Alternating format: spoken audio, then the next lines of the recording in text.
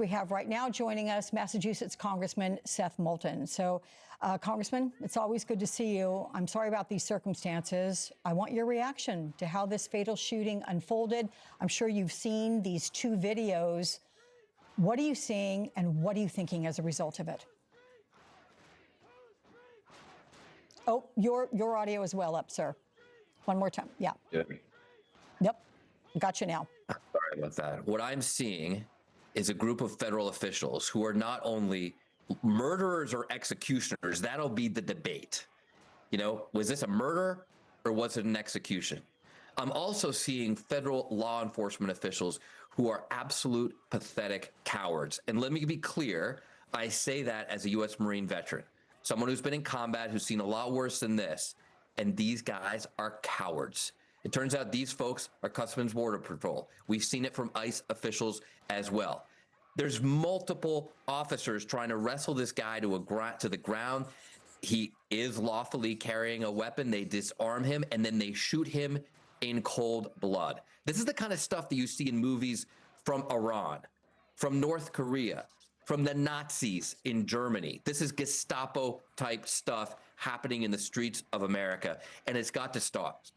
And let me tell you one other thing. The other cowards in this equation here, the other cowards are the Republicans who continue to enable this president and Secretary of Homeland Security.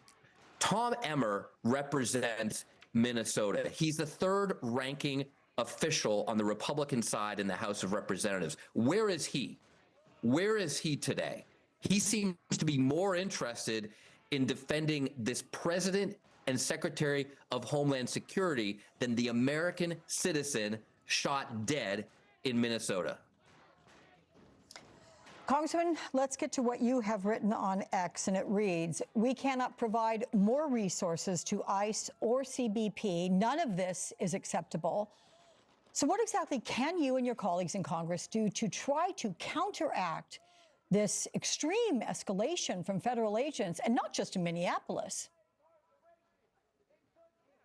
Well, listen, a lot of people don't even know where Democrats stand on immigration, but let me be clear where I stand. The number one thing is that these federal officials need to be prosecuted when they break the law. Yes, I've voted to defund.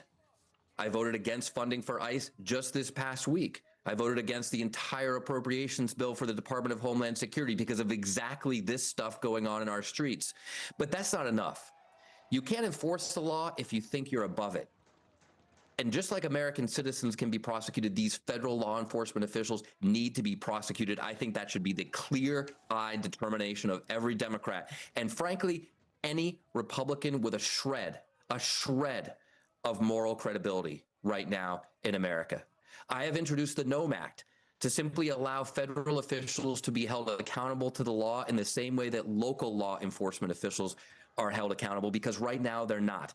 If they violate your civil rights, local law enforcement will be held accountable, will be sued, but not federal officials. I've introduced the Healthcare Reinvestment Act that shifts the 3x increase in funding for ICE in the One Big Beautiful Bill to healthcare for American families, because even Marjorie Taylor Greene admits that under the One Big Beautiful Bill and President Trump, her own family cannot afford healthcare. That's a choice that American representatives in Congress should make. We should have a vote on this legislation that I've introduced, because it's common sense legislation that, frankly, Democrats and Republicans across America should support. Those are the things that Congress should be doing right now. And if you look at this shooting, again, just a couple of weeks after the fatal shooting of Renee Good, I'm curious how you see this escalation, what it indicates to you. And since we know there are ICE agents in Maine, we've been reporting that the last couple of days, are your constituents concerned ICE agents could head to Massachusetts, your state, next? You caught me in Lowell, Massachusetts, a fantastic immigrant city. But everywhere I go, whether it's in cities like Lowell or Lawrence, where I've been today, or even the well-to-do suburbs of Boston, people are scared. People are really scared, and they're scared for good reason. And I would love to be on your show telling everybody it's going to be okay. Don't worry. This terror will not be coming home to you. But I can't say that, because it is the explicit intent of this administration from Trump on down to terrorize blue cities across America. It is unlawful. It is shredding our Constitution. It is weaponization of our federal law enforcement for political aims. He is politicizing everything. It's the most partisanship I've ever seen in Washington. And it's happening under Donald Trump. It's happening under Kristi Noem. And it's happening under the acquiescence of these utter cowards I serve with in Congress, who in private will tell you that this is wrong. It's pathetic. I was on Fox News just after the last shooting, when Renee Good, a mother of three, a young American mother of three, was gunned down in the street in doing something that any American citizen has the constitutional right to do. And after that Fox News interview, one of my Republican colleagues caught me and he said, wow, you really handed it to him. You're right, because that shooting was wrong. He said, I've been in law enforcement for a long time and that shooting was wrong. And then the next thing he said was, of course, I can't say that. What do you mean you can't say that? Stop being a coward. You're sent to Washington to represent the American people, to stand up for our Constitution, to stand up for our rights, to stand up for American citizens who are getting gunned down in our streets. We need a lot more political courage in Washington. And it needs to start with these Republicans who refuse to hold this administration accountable for breaking the law.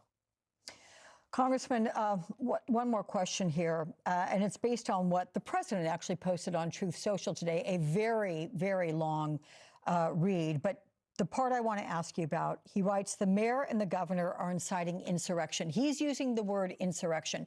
Governor J.B. Pritzker was on earlier. He believes that the president is using that terminology and looking at all of this as an excuse to invoke the Insurrection Act in this country. Do you think that's possible? Do you agree? It's absolutely unlawful, but this administration clearly does not care about following the law. I mean, we've been worried for a long time about all the details of the law that they break, the constitutional provisions on elections and things like that, sometimes esoteric things that not every American understands. Now they're violating basic laws like you do not murder someone. You do not murder American citizens. So they don't care about any laws. And absolutely, I think it's the intent to invoke the Insurrection Act. Now, my guess is that this is not coming so much from our senile president, but from Stephen Miller. Stephen Miller, the modern incarnation of the Gestapo right here in America, a racist full and through who is using Donald Trump, this increasingly senile president, for his aims of white domination. That's clearly what's going on here. So there are a lot of people manipulating this president behind the scenes. And trust me, I'm not defending Trump here. He's part and parcel with it.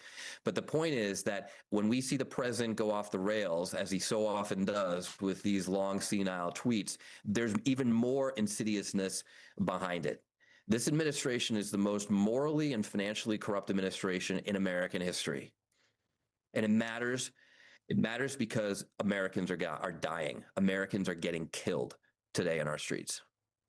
I will just leave this with the comment Stephen Miller posted saying that 37-year-old Alex Pretty, we have identified him as an ICU nurse, the man that was killed shortly after 9 a.m. local time. And we have Stephen Miller, who, according to the Associated Press, called him a domestic terrorist who tried to assassinate federal law enforcement. To your point, Congressman. No, Stephen Miller is a domestic terrorist. That's who the domestic terrorist is at the top of this government. Congressman Seth Molton of Massachusetts, our friend, thank you so much, sir, for your time.